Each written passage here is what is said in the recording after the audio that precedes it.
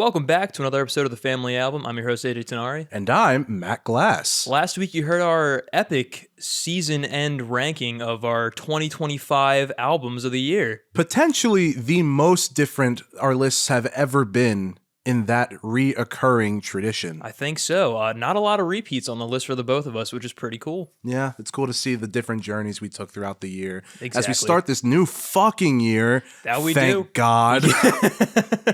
Yeah, 2025 was kind of rough. It was, honestly, I would even just remove the kinda. It was really rough. That's a very good point. So yeah, if you guys were suffering through the year, hopefully our podcast made it a little bit better.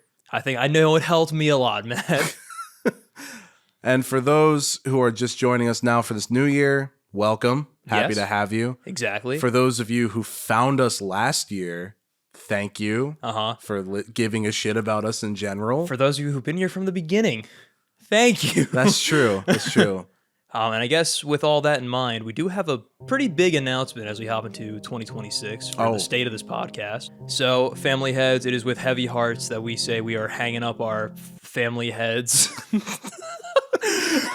For lack of better words, yeah. AJ and I have been kind of talking about it for the last, I guess, month or so. Yeah. And basically, it really kind of boils down to the fact that uploading like every Tuesday for 3 years, essentially. It does weigh on us a lot, for sure. And the workload is kind of becoming not as worth it as time goes on. Yeah, I think that's a good way to put it. I think we kind of reached a point where we've had our fill of the family album, and we kind of want to branch out to focus on some other artistic projects. So be on the lookout for those. Right now, the plan is to continue going at least until March to kind of, give a little full circle of when the podcast first started, as well as give some room for some fan favorites like the Bad Album Bowl that will be coming back this year. I'm very excited about that. We got some good choices in there for what could possibly us be talking about. But then we're probably going to take at least a year off before considering coming back. And then if we do come back, we'll probably have a different kind of format. But for now, the family album is on indefinite hiatus as of March 2026. But we still have plenty of episodes to roll out to you in this year, so you're not entirely disappointed, and plenty of Tom to go around. Isn't that just what everyone wants in this beautiful new year? Well, AJ, in this beautiful new year, we have two beautifully done albums. That's a good way to put it, because they are pretty beautiful. I brought AJ Ram by Paul and Linda McCartney. And I brought Matt Never Forever by Kate Bush. Two albums that I think are whimsical in their own rights, which is fun. Different kind of directions. Completely different avenues, I agree. Both by solo artists. Yes, both by solo artists with like a backing band of some kind. Yeah. Both kind of using the synthesizer, one way more than the other one. Definitely. Yeah, these albums, honestly, this might be one of the most interesting listening periods I've ever had for like a pair of albums that we've chosen for one another. So I would agree, but I think I'm very pleased with both of these albums, though. I would concur. It was a very enjoyable listening experience. But AJ, let's do this album tonight style. Oh, shit. And decide with like a dice. And then we're going to pause the episode, listen to the album front to back. I hope you guys are ready for this audio, this audio only. The first 24-hour episode of the family album. Yeah, now you guys know why we're ending the podcast. You want to decide with a die? Yeah, I guess I'll be Ben. So you would be odd, because Evan is even. Evan is even. I'm even then. 2. That's even. So that's Kate Bush. We're gonna start with. Oh hell yeah! Let's go. Good shit. So Never Forever by Kate Bush was released September 8th, 1980 on EMI and Harvest Records, and is the third studio album by English art pop icon Kate Bush. Never Forever saw Kate Bush primarily in the driver's seat, wanting to craft something in line with her personal creative direction, leading to her not working with arranger and collaborator Andrew Powell.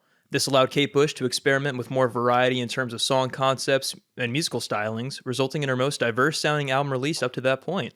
Never Forever is fondly remembered for the single Babushka, which has since gone viral on the likes of TikTok, as well as for its homages to literature and film on almost every song. And Kate Bush got her start in 1973 and has since gone on to be quite the influential and beloved figure in the arts and music sphere.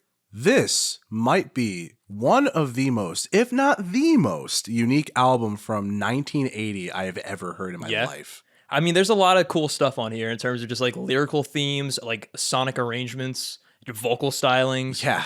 Yeah. No, for real. Like, I would say genuinely with this album, the sonic, well, obviously my main like reason for gravitating toward it is because of the sonic palette. Yeah. It's so unique for the time. And every song is different, which I love so much. And every song almost kind of tells a story. Yeah. Which is like one of my favorite things about just Kate Bush as an artist is like she's just such a great storyteller. I only knew of Kate Bush, of course, from Running Up That Hill, which is also a good song. Yeah. So I had no idea what to expect from this.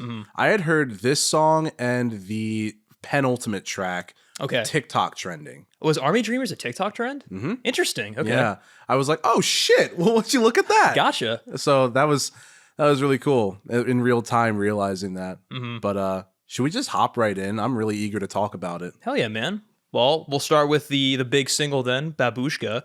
Did I also say that this was Babushka was the lead single? Because that's not true. The lead single, if I'm not mistaken, was Breathe. Yeah. Breathing. Breathe is Pink Floyd. Pink Floyd, which I would say low key. Yeah, David Gilmour and Kate Bush were very frequent collaborators. They were very close in their careers. Yeah. There was some studio imagery that was very Wall-esque on this album. Yes, we will get to that. And I was very pleased with that for sure. But we'll save it to when we get there. Absolutely. We got to talk about Babushka, one of the singles. And a hell of a fucking opener. I love this track to death. It's so good. It sets the tone so fucking well for what you're going to expect without actually like giving away too much of what's on the album. For real. That's a really good way to put it. Because if you look at it as like a whole kind of piece, it's kind of bare in comparison compared to like other tracks on this album, because it's like drums, guitar, and like synth and vocals. Yeah, there's not a lot of like the big orchestral elements in there. There's like a couple like little stings in the verses, but like everything in there is like perfectly placed and it just works like amazingly. I would absolutely agree with that. Like, I love the piano chords specifically. Yeah, she works around with minor chord progressions.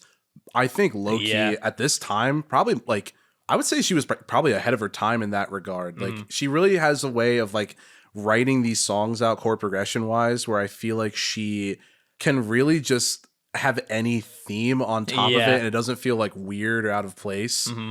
And they're not necessarily like sad or like unhappy songs. You know what I mean? Yeah. That's just her vibe. Yeah, honestly. She definitely has just like a style where she just kind of fucks around and it just works really well.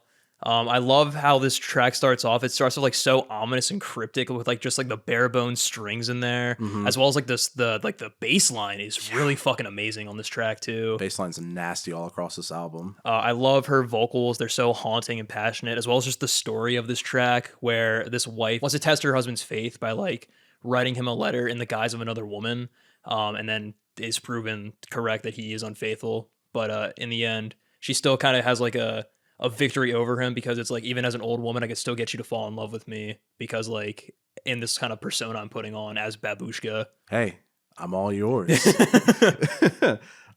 It's so haunting, like you said before, but also really upbeat, which I think also is a cool, like, fine line that she's mastered. Yeah. The chorus gets stuck in your head for days. It's a banger. It's so good. I love the guitar work on the choruses too. They're so much fun. Just like the electric shredding. I love just the way that it's delivered too. Like, there's so much like anger and aggression and passion in the way that she delivers like the lyrics themselves. And that's not even the most anger, aggression, and passion on this album, vocal delivery wise. So that's even cooler. Yeah. Does a great job opening the album. Her fucking vocals are pristine, and I love the usage and kind of beginning of the studio imagery. Yeah, definitely. Everything about this song is just really mint. I'll also say I really dig the outro, where like the drums just kind of go crazy, and like you have like the breaking sound effects in there as well. Also, if you haven't seen it, the music video is really fucking cool. Word, I'm gonna have to look at it then. Yeah, it definitely kind of shows the dichotomy of the wife and like the Babushka character in a very cool way. I'm so sad because I know it's supposed to be like a seamless transition, but at least on my streaming experiences on YouTube Music, it doesn't seamlessly transition. Like, there's like a little gap. Oh, really? And I could tell it was supposed to, because my God, that would have been an immaculate song change. Yeah, the transition from Babushka to Delius is really fucking cool. It is seamless, so that sucks that like YouTube doesn't do that. They usually do. Like, there have been times where albums have seamlessly transitioned very well. Just on this one, for some reason, they left a little bit of a chin at the end. Was it just this track or the whole album? Because there's some like other tracks that have like... Just this one. Okay, that's really fucking weird. I know sometimes, like, I mean, like I was saying, like, even though with a lot of albums I have felt like the seamless transitions, there are some where something, I guess, just goes wrong with the final, like, streaming master. So... you win some, you lose some. Big Still YouTube, great song. Yeah. What were you gonna say? Big YouTube, lift, take care of this issue. Miss Bush deserves better. Big YouTube. Yusef Tubar.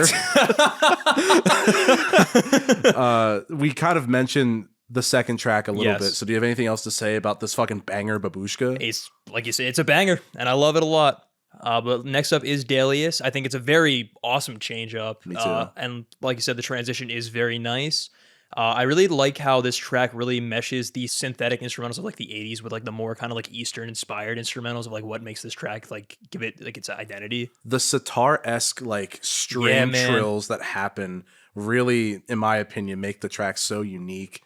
I would have never guessed this came out in the 80s. Like this almost sounds akin to kind of like where R&B and shit was in the 90s, low-key. I can see that. Like in terms, I wouldn't say in terms of music, but in terms of production and just elements of what's emphasized. Yeah, like the kind of 808 beat in the background with like some like, more kind of traditional samples over top of it. Was kind of giving like, in terms of instrumental, like Christina Aguilera a little bit. I see.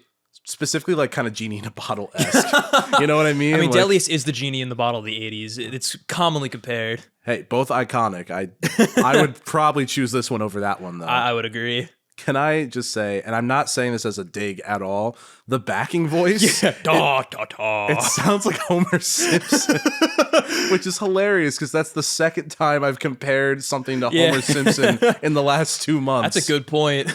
It's my George of the Jungle claim to fame. Exactly. It's a personal Homer, not a musical Homer. Listen to our sister show, Tom Mates Albums, to get what the fuck we're talking about.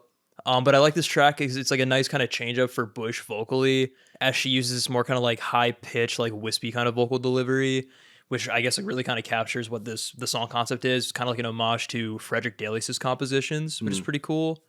And like you said, I think the pitch down like backup vocals are like really goofy, but they are really important to like what makes the song like the song. And they're fun. Yeah. Like, it's not like they took any enjoyment from it for me at all. Yeah. I think it's just really fun how it characterizes the song, especially with the concept. Yeah. One thing I was also going to say, I love like the sort of plucky texture that the piano has with this. It's like not smooth. It's like I can only describe it as like plunky. Because I think another instrument is playing over top of it at like while it's going, but I don't know what it was. But I think this is a very nice follow up. Never one that I like kind of seek out to listen to, but it's always a joy to like go through on this album. It's a very good like second track, and I don't mean to make like the joke like this is the most second track of all time. But genuinely, I think it's a good follow-up to the beginning. Yeah, I agree. She manages to make electronic instruments sound mystical, which is a nice, also concurrent theme on this album. Kind of was giving me Hiatus Coyote vibes. I see. Especially with her vocal delivery. Yeah. Because she can really wail, which I really enjoyed. Yeah, her vocal range is phenomenal. The contrast of her higher voice in conjunction with like the really like eldritch sounding bassy voice. Yeah. It's really cool. It's also cool like seeing like you said, like her higher range and like the choruses, like where she just really shows off like the capabilities of her range, but like on the verses it's a lot more like low key, almost like talk singy too. It's just really kind of cool to show like the whole just scope of her abilities. Yeah, I would agree. Next up, we have Blow Away. This is has always been one of my favorites, and this also is a very sweet sentiment for like what it's all about. The bass work on this track is phenomenal. I think it's excellent how it just like matches the vocal syncopation of Kate Bush while also like complementing just the airy keys that are like around in the verses. Dude, I love how like fucking loose and wobbly the bass strings are. It makes it kind of do like a thing. Yeah. It's fucking wild. I love how prominent in the mix it is. It just makes it sound like raw. Yeah, which is very like pertinent for this track. I love the mixing of the hook, like just like how the guitars and the keys split the channels, which is really nice. The lyrics are also really sad. Basically, this track is a tribute to one of her lighting technicians who like died after her first concert. Oh damn. Yeah, that's sad. So the whole concept of this track is kind of like imagining like a peaceful afterlife for like people who are in the music scene specifically, which is why she like mentions all like the artists who have like passed away, like Buddy Holly and like the other people. That makes sense. It's kind of like it's like there's like a separate place in heaven for like the entertainers, which is kind of cool. The strings are so delicately mixed, but like they stay in the background so they're not stealing as much focus. Yeah. Which I love because I feel like with the amount of strings there were, it could have easily have drowned out everything else. But the way she placed it, they're like very delicate, but still very prominent, which I love. Her vocal delivery on this chorus specifically, it's like, dude, it's like playful but creepy simultaneously, but again strikes that really fine balance in a way where it doesn't get overwhelming. I like how much the drum kit moves around the mix so much too. Yeah, it's so cool. You really kind of never know what like to expect next as the track keeps going. It's such a delightfully confusing track to try and place genre wise. Yeah, because it has like the elegant piano of like a fancy restaurant. Yeah. But then it's also just so fucking out there with all its other elements. Exactly. So it's really cool. Very unique song, especially for 1980. Definitely. Yeah, she was very much a visionary and like a trendsetter because like I think she has like a lot of respect for just like prog like rock. So cause she kind of took a lot of those elements, especially like working with David Gilmour, and they kind of like implemented that into like a more kind of poppy format, like from the jump, which is really cool. I could definitely see that, especially with that fucking, I forget what track it is, but there's like a hard meter change that happens at the end of a song. And I was like, oh, okay, I see you. It's sick. Yeah, I think that's all I had to say about this song though, unless you have anything else. One last thing I'll say is I love in the last chorus to like really just embody the theme of this track. You just hear like Kate in the background, like at like underneath the chorus, there's like she's just screams and it slowly gets louder and louder before it overtakes the chorus in the foreground. As like the strings just kind of swell at the very end. It's a very nice moment to close out this track. But next up we got another vibe shift with All We Ever Look For. This one gives me like Earthbound vibes, which I've said a lot, but just like the whistling keys, and like the accent string strikes on the downbeat, it's just like it just reminds me of like that style of like music, which is really cool. I had compared it to like Mario Galaxy a little bit, and a little bit of Isao Tomata with his rendition of Gustav Holst's The Planets. I see. Very much like sci-fi. I love that shit. I love that shit. It's good. Also the harpsichord, dude. Dude, that shit is so awesome. So nice. Is it a harpsichord or is it like a hammered dulcimer? I couldn't tell you. Because genuinely, like, I know it kind of returns throughout a couple tracks. I thought it was I didn't look any of this up, by the way, like personnel or like musicians. Description it'll be. But either way, when it's added, I feel like it gives the tracks, not just this one, but the other ones, such character. This song is very like sci-fi space. Yeah. The part specifically with the plucked string instrument in question, whether it's a dulcimer or a harpsichord, on the All They Ever Wanted part, like really gives it this regal vibe that I fuck with a lot. Oh, it's so good. It's so meticulously done, and you can tell like the work it shows in spades. Yeah. The studio imagery is insane on this track. When it gets to like the very end, you hear like the footsteps like walking like through the ear space in both channels. Is such a cool moment. It felt like almost like a fourth wall shift, and it fucking threw me for. I was like, what the hell? Kate Bush got bored. She's leaving. Leaving the mix. All right, I'm out. I agree. I think just like the stringed instrument in question in the chorus, Schrodinger's string instrument, it may or may not be a harpsichord. Schrodinger's harpsichord. We should make this the poll of the week. Was it a dulcimer or a harpsichord? There's a confirmed answer. We don't care. Yeah, no. You tell us. It's a hypothetical harpsichord. What were you going to say before I interrupted you? I do agree. It really just bolsters the choruses itself, where it just sounds like this almost kind of like regal waltz, which is really complimenting like Bush's like vocals as she just talks about the theme of like escaping cycles of abuse and just overcoming like negative thoughts. I also like the slight key change at the outro too. Yeah. I think that's a really cool moment as well. And it's like, it sounds like, it makes the chorus sound happier, but it ends on like a very sour note too, with like the last line of the track being like, all we ever look for, but we never do score, just to like really show like, gotta be like a little bit realistic in this kind of scenario. It almost makes you feel like you're listening to more than a song with the studio imagery, especially. Yeah. It's like, and that's, I think, another concurrent theme. Like a lot of these almost feel like compositions in the way that they're mixed and arranged. Absolutely. Yeah. The whistle, another comparison, Animal Crossing was giving like KK Slider at his guitar in the middle of town. Yeah, KK Art Pop. I'm a fan of this track a lot. Honestly, it was just really well executed. Last thing I'll say is the drums are fucking divine, and I love how it's almost kind of a march at the very end. Was a fan of that. Yeah, the drums all across this album are really interesting because you have like your standard beat stuff, but a lot of it is more complimentary as opposed to like driving, which is really cool. Especially on this next track. Oh yeah, dude. Next up, we got Egypt. This one is very cool. I love the super dreamy, almost like ocarina-esque keys, as well as just how deep and groovy the bass hits are. Like it basically just works like really well to function as this kind of like romanticized version of Egypt that the track is talking about. It's very interesting, especially on its placement of the album.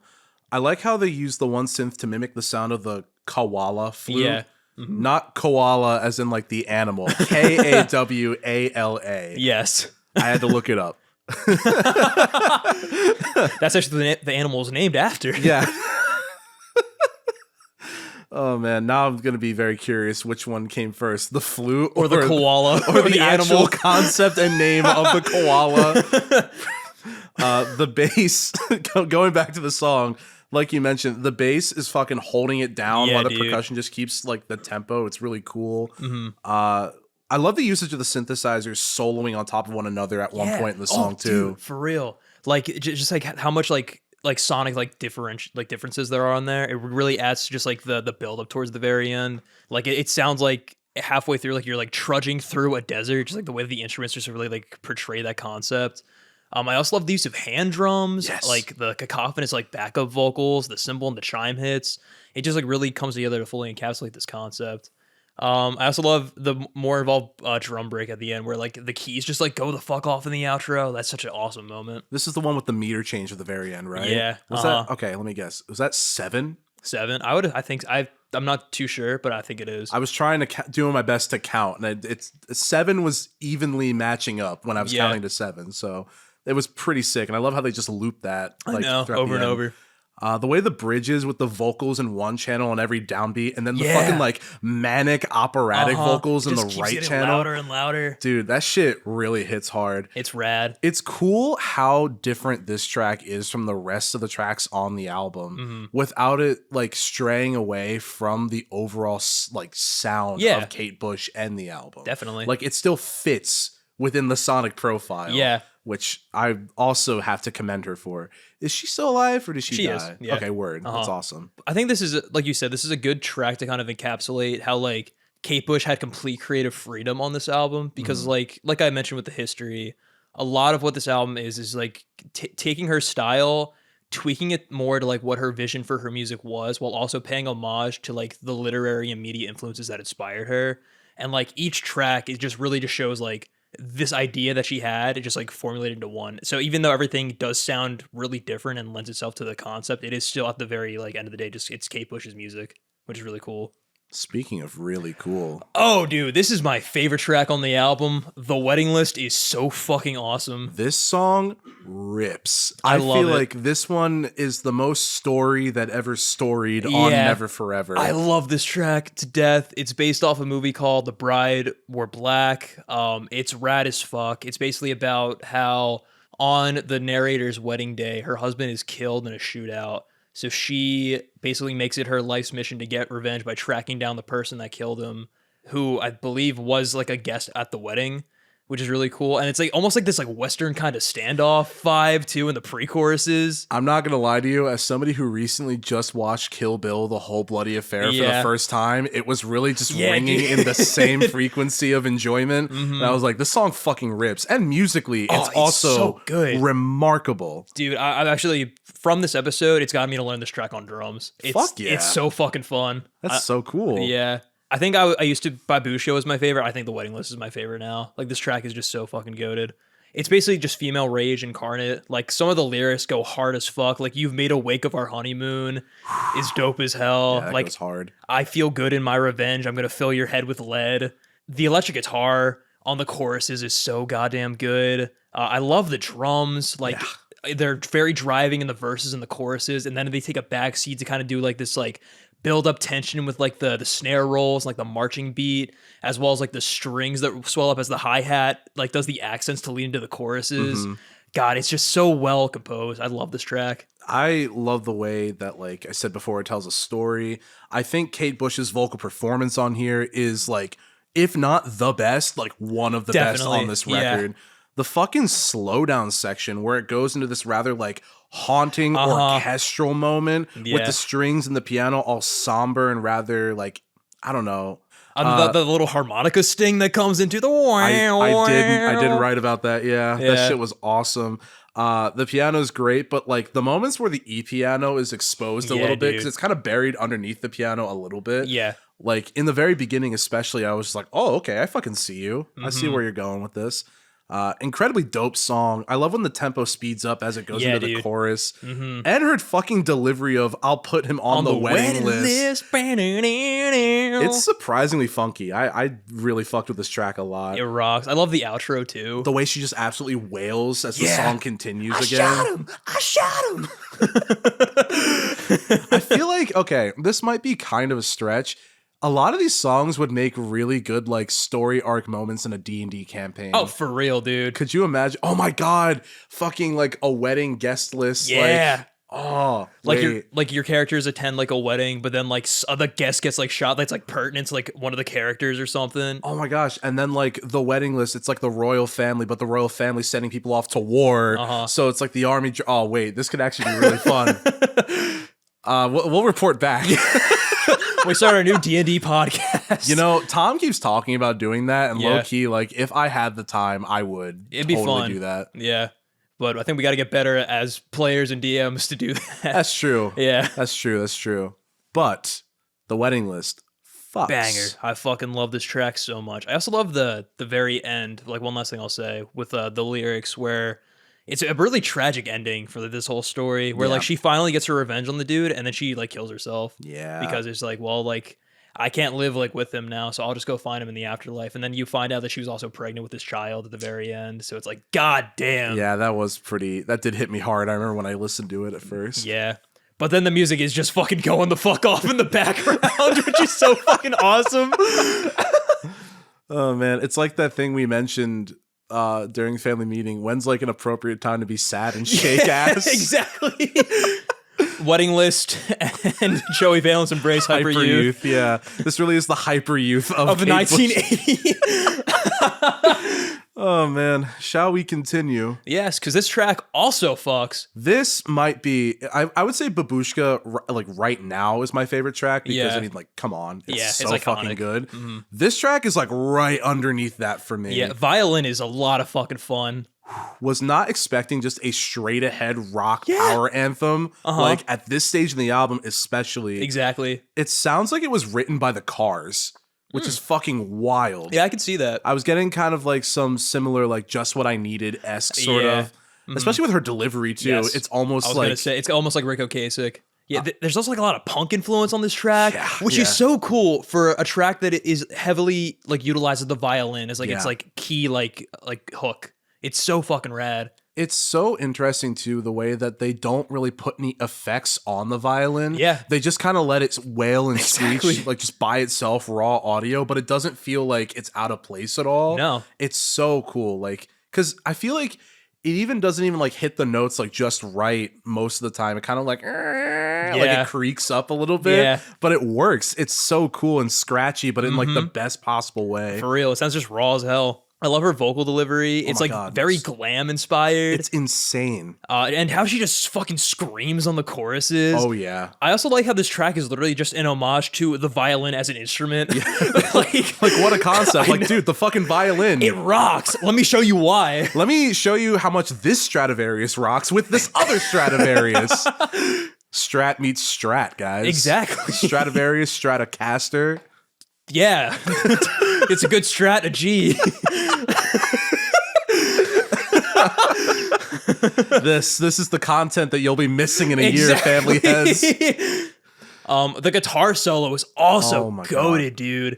I love the drums hitting the ride bell going full force to back it up as the bass just chugs along with it too. I love how like to really just convey like the theme of this album. She like the one of the lyrics is just like let it scream to me, like she just wants to hear like how the importance of this instrument. Yeah. Like it's a really fun fucking track. I love this one. I feel like the entire vibe of this song, in terms of like just how unexpected the fucking breakdown goes with each chorus, it's almost in the same way that like Spinal Meningitis, when it becomes just a fucking power rock song, like I get like that same level of enjoyment of like, oh shit, but it at least is so forward about it in this track where I healthy feel jump like, scare. Exactly. Healthy jump scare. I love that. I'm gonna start using that. Hell yeah. The drums, I feel like almost feel very reminiscent of like Yes. Oh, like, okay. Which I really enjoyed. Yeah. So I was getting kind of like roundabout vibes, especially with how like the fucking like ride cymbals and how they're just kind of like scattered throughout. I really enjoyed that a lot. So that was putting it in good graces with me. Good stuff. And then fucking like the wailing guitars every time she sings violin, that shit is crazy. I have a playlist of just like rock bangers just from all decades. It's called Denny and Walkman. Okay. Like a denim Jackman. Jackman?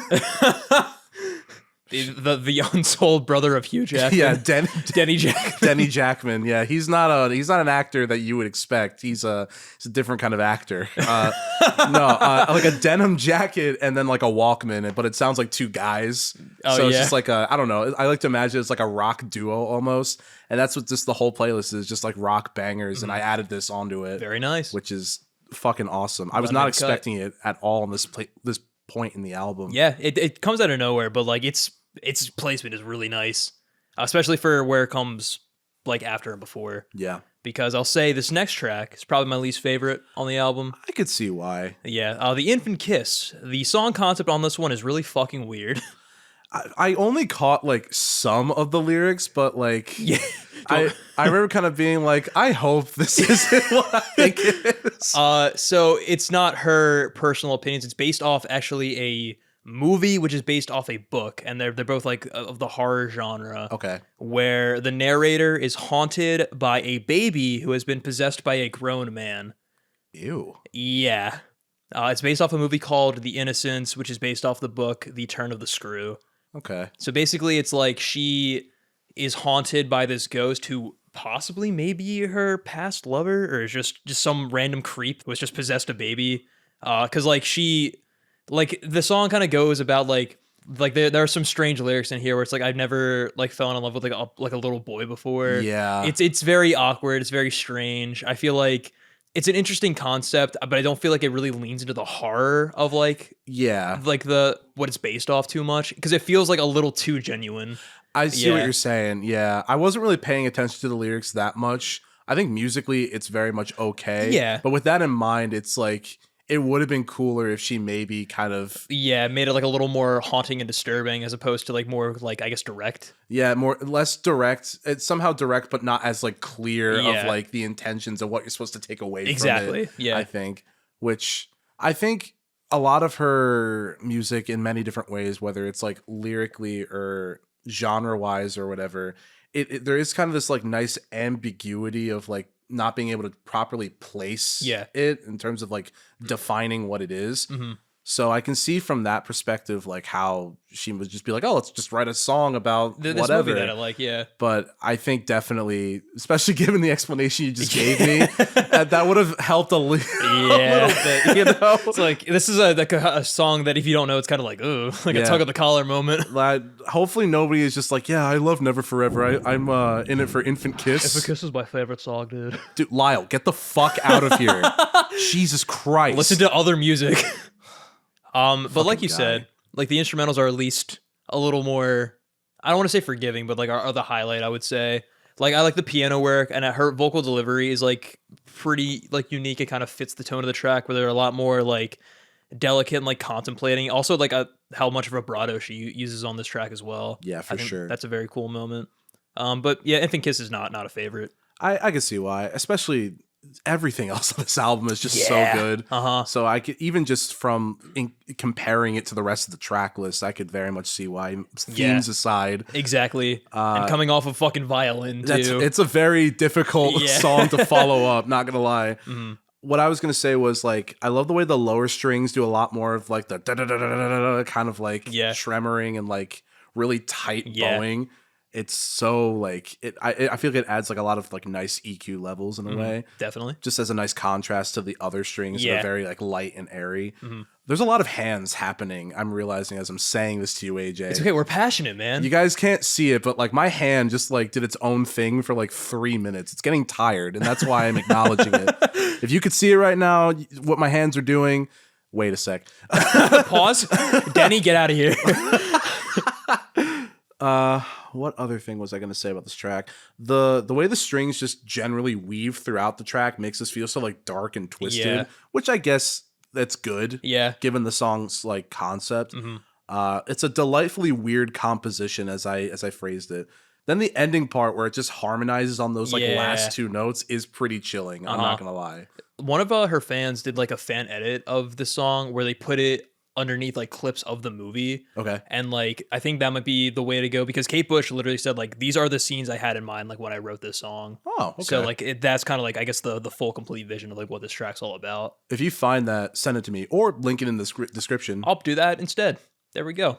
Or both. I'll click on it when I listen to the episode. But are we going to move on to track number 9? I think so. This is a little transition track, Night Scented Stock. I really like how the vocal harmonies on this one resemble the melody of Blow Away. Yeah. I think that's a really cool reprise. Yeah, I did notice that. I also think it's really funny how this track has more plays on Spotify than Infant Kiss. I'm kind of happy about that, low-key. Yeah.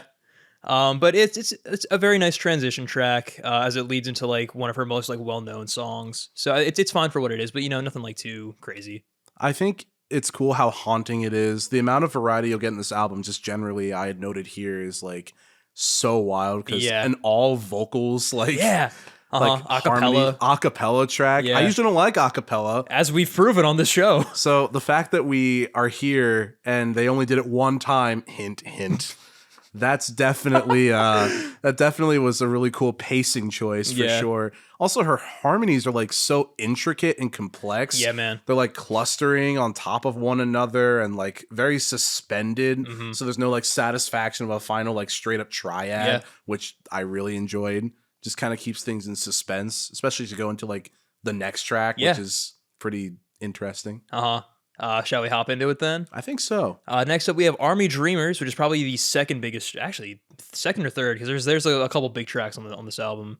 But Army Dreamers, like you said, apparently went viral on TikTok. I had no idea about that. I feel like it was some kind of like either sewing or crocheting trend that was happening, but I could be completely wrong about that. Gotcha. Which I can kind of see why. It's very like fantasy, whimsical, mystical coded. As the track talks about the horrors of war. And being drafted. It's definitely a crazy juxtaposition. But unfortunately, it does have like the same kind of musicality as a lot of the Baldur's Gate 3 soundtrack, which I very much vibed with. That's really funny. But I agree. I also vibe with like the instrumentation of this track, like the harpsichord or dulcimer, I guess. And almost like the kind of Italian like string like styling of like guitar is really cool. The rapid plucking, I did enjoy that. That's so fucking rad. Very much a vibe for like this track overall. I really like the storytelling of the choruses and how they just like showcase the regret of like losing someone in the military and like how they just kind of like lament on like what like the narrator's child like could have been had they not like died in war or like could have been to avoid going to war in the first place. I like how the whole track kind of builds around just the rhythm that the guitar is like setting down. It's also a nice kind of change of pace from like the standard, I guess, time signatures of the other tracks. Oh, definitely. Yeah. I know every song is unique in their own right, but this may be up there for like the most unique melody. Yeah. If just that I've heard so far, I feel like on this podcast. Oh, gotcha. Wow. It's so like I've never really heard like a melody quite like this. It sounds like almost classical in a way, which is really cool. Very Music Box-esque. Yeah. Okay. Which I like. The dulcimer or harpsichord chimes are really good. I like the way that it makes it sound so like fragile, despite it being talking about being drafted. Yeah, like that shit is crazy. I also love how the strings kind of complement that as well in the choruses, as well as just like the back and forth like question answer delivery of the lyrics. I think that's like a really cool like narrative hook. The verse lyrics are also fucking brutal, man. Like the first verse where it's about like the parents like ready to see their son come home from war, but then like the BFPO is like just giving them like the body of their son is like fucking insane. Yeah.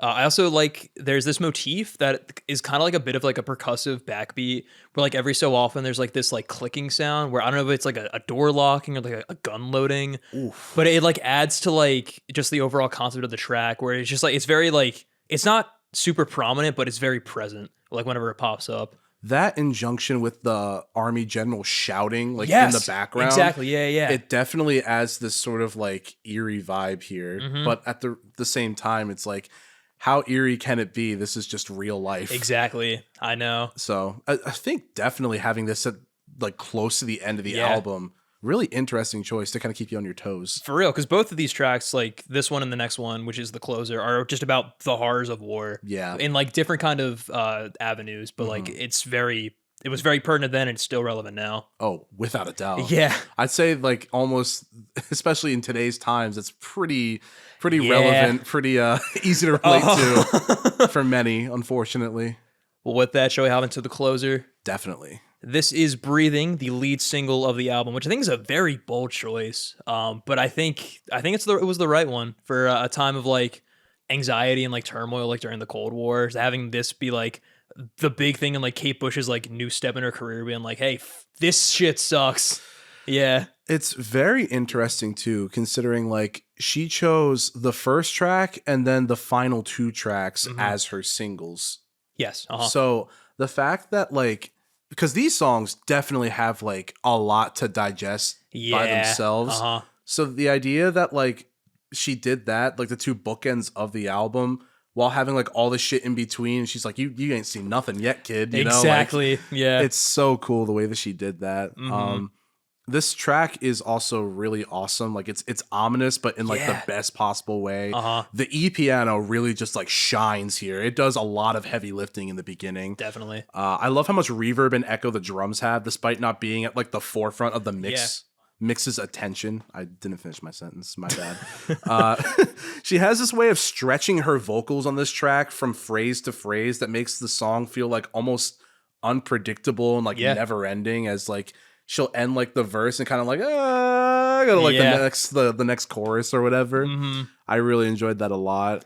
The way the track builds alongside, like it kind of like turns into like a harder sound toward the end. Yeah, it does. But that's after a really like cold sounding announcer, army general voice. There's like a bridge here where like the music is like very dissonant and like ambient, where like it's like very like piano kind of focused, as like there's like I think it's a sample of like how they built the atomic bomb kind of like playing over it, but like it keeps like growing louder and louder before like the chorus just explodes. Like that's such a haunting moment.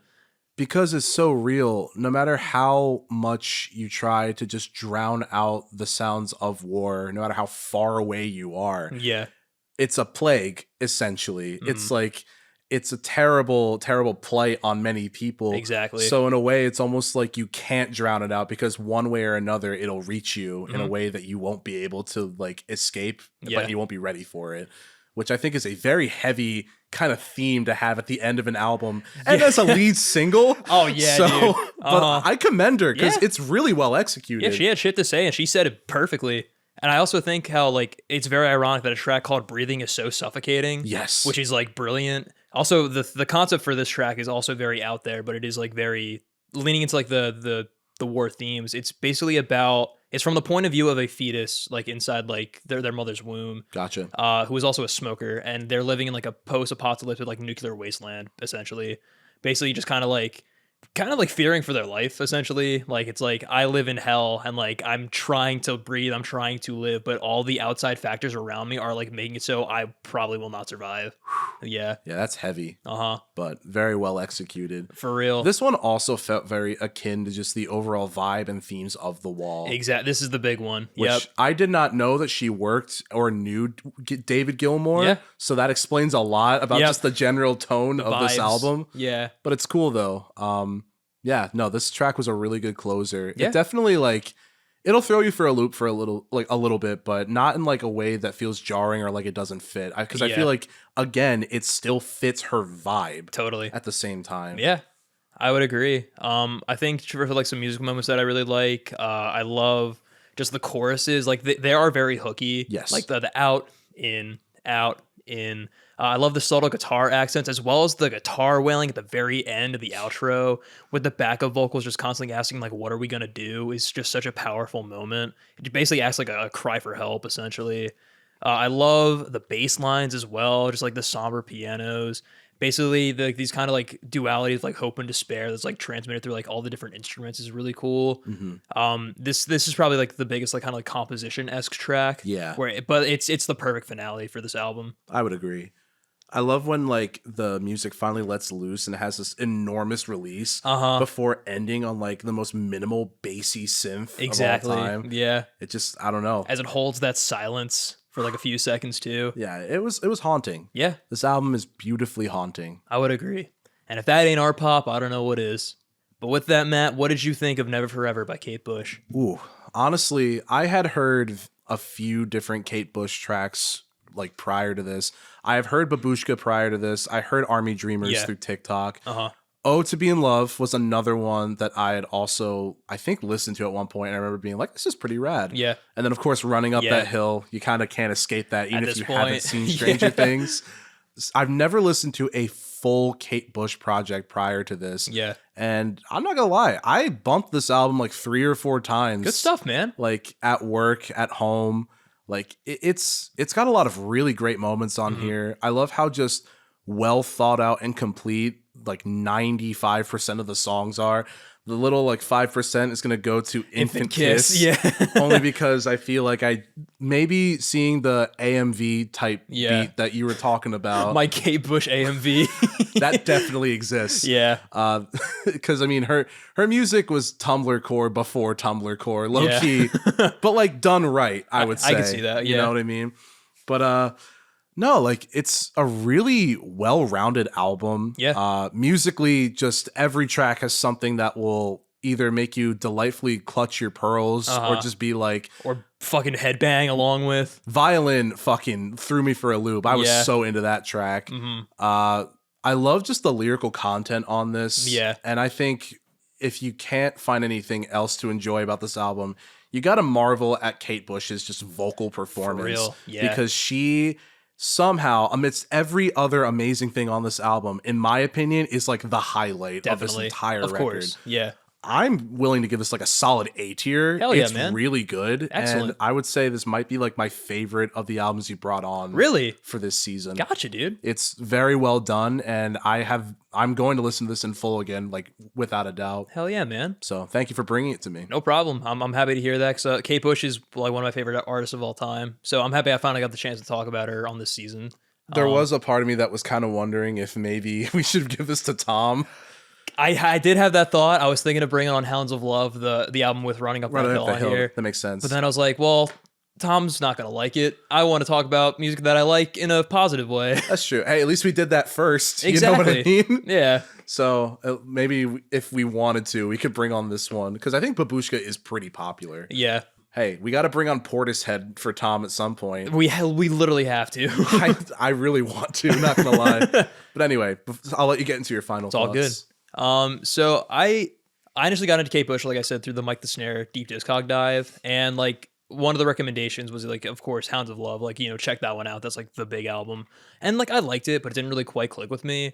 But then I listened to this one. I was like, oh, I see the appeal. And like it's always been my favorite since then. I see why. Yeah. I feel like just the song concepts and just the variety of like sonic palettes is just really draws me in. Oh yeah. As well as her storytelling. She is a masterful storyteller where like everything is just like a complete whole, whether it be just like the post-apocalyptic fallout and Breathing that just doesn't have a good ending. The Wedding List, which is a front to back kick-ass revenge story. Egypt, which is just like commentary on like people who like romanticize foreign cultures versus like what actually happens behind the scenes. And even Babushka, which is like just a perfect opener that shows just like taking like power back as like someone who has like an unfaithful partner. The instrumentation is such a great blend of like organic and synthetic. Yes. Which is like really fucking cool. Also taking like more like worldly influences and perfectly implementing that with like an 80s pop sound is really impressive. Without appropriating. Exactly. Is also a huge factor. Yeah, like just paying homage to just like the stylings of like different cultures is rad as hell. Paul Simon. Still unforgiving you about fucking gumboots, dickhead. I'm still angry. I re-listened to Gumboots the other day, and I still stand by it. It's the worst track on that album. But anyway, that'll be a different episode where I just rant only about Gumboots. The Gumboots episode. 40 minutes. Matt hates Gumboots. Anyway, I'm sorry. I think I agree though. Like you said, Bush's vocal performance is easily the highlight on here. It's like almost like a different person on every track. Oh yeah. Just like the way that she goes from like the more like somber, like low key, delicate, like wispy kind of verse delivery on Delius to the hard hitting glam punk screeches on violin versus just like the super like dramatic and like haunting like vibrato ballad on Infant Kiss. Like it's just so cool seeing these different facets of her vocal range, but it always fits the tone so well and it's always just executed brilliantly. Like this album is so good and I always love listening to it. I kind of like, I don't want to say I fell out of Kate Bush, but I just haven't like really been listening to her that recently. This kind of like reignited like my passion. So I'm probably going to do like a whole like re-listen, like deep dive. Fuck yeah, man. Because I fucking love this album. I'm going to give this an A+ now, bordering on S. But we'll see by the end of the season. I'm definitely going to check out the rest of her discography with this too. She's got a pretty consistent like catalog. I feel like there's not a bad album on there. There's just like albums that just kind of stand above the rest. I gotcha. Yeah. Like this one, I guess. Yeah. And it's also a relatively short one too. Not too many albums in there. Word. Yeah. But with that, Matt, this is a show where we talk about 2 albums. Yes. Shall we hop into the second album then? Yes, we shall, because this is going to be quite a different vibe. Mm-hmm. So, Ram by Paul and Linda McCartney was released on May 17th of 1971 through Apple Records. It is the only studio album written and produced by Linda and Paul McCartney, while also being known as Paul's second album after breaking up with the Beatles. Personnel on this album include Paul McCartney on lead and backing vocals, guitar, bass, piano, and keys, Linda McCartney on backing and lead, David Spinoza on bass for a couple tracks, same with Hugh McCracken, but with guitar in a couple tracks, Danny Sewell on drums. Oh, holy shit. Anyway, I had to just exclaim really quick. Is that the mastery? We're going to get to the mastery. Fucking Marvin Stamm on flugelhorn and the New York Philharmonic Orchestra on a couple tracks. Oh, shit. Damn. Oh, I haven't even scratched the surface yet. Oh, boy.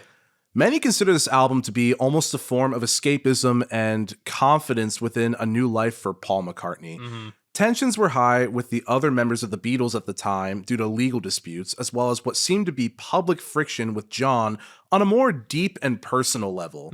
While John's remarks seemed to highlight a lot of his anger and frustrations towards Paul and the Beatles, Paul's overall analysis of the situation from a musical standpoint seemed to shed light on the past in a much less aggressive, but rather more like fun and whimsical way with melancholic undertones laced between. Critics at the time were less than enthused by Ram, as it was not in good graces following Paul's first album, McCartney 1.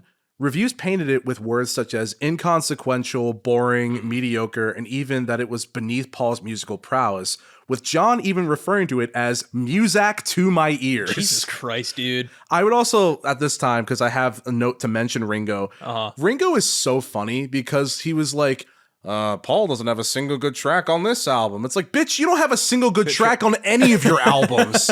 Like, what are you talking about? You peaked with Octopus Garden, dude.